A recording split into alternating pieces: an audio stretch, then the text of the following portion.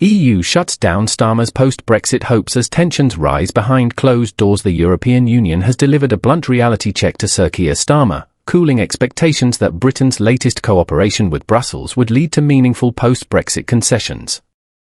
Despite the UK agreeing to play a role in a massive €90 billion loan scheme to support Ukraine, EU officials have made it clear this will not unlock any special treatment in ongoing reset negotiations. Speaking in Armenia ahead of a European Political Community Summit, the Prime Minister described the UK's involvement as a positive step for UK-EU relations. But behind the scenes, the mood is far less optimistic.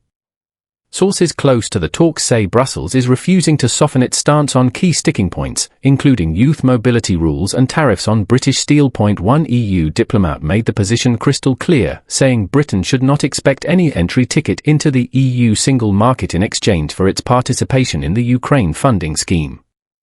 And any suggestion of a quid pro quo, they warned, would be reading the room badly. Still, the UK government insists the move is strategic, not symbolic. By contributing to the loan scheme, Britain is expected to unlock billions in defence contracts for British companies supplying Ukraine over the next 2 years. Both Sir Keir Starmer and European Commission President Ursula von der Leyen hailed the move as a major step forward in cooperation.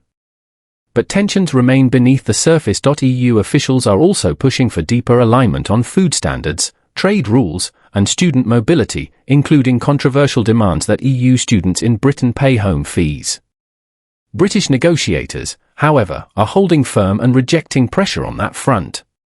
Instead of concessions, Brussels says it is focused on what it calls win-win landing zones rather than political trade-offs. A senior EU official summed up the wider mood, saying Europe is under increasing geopolitical pressure from both Washington and Moscow and needs closer internal cooperation. Meanwhile, Sir Keir is continuing his push to reset relations with the EU, arguing that closer ties are essential for economic and security stability. He has already agreed to align Britain with EU rules on carbon emissions, energy trading, and food safety, but he is also facing growing scrutiny at home over how far that alignment should go. In a further development, the UK has tentatively agreed to join the EU's Innovation Council Fund, a multi-billion euro programme supporting green tech and high-growth startups. But that too comes with expectations and likely financial contributions running into hundreds of millions of euros. All of this is unfolding against a backdrop of global instability. Leaders at the summit openly acknowledge rising tensions with the United States, as well as growing pressure from geopolitical conflicts involving Russia and Iran. As European leaders discuss military coordination and trade security, one thing is clear: the post-Brexit relationship between the UK and EU remains as complex and as politically sensitive as ever.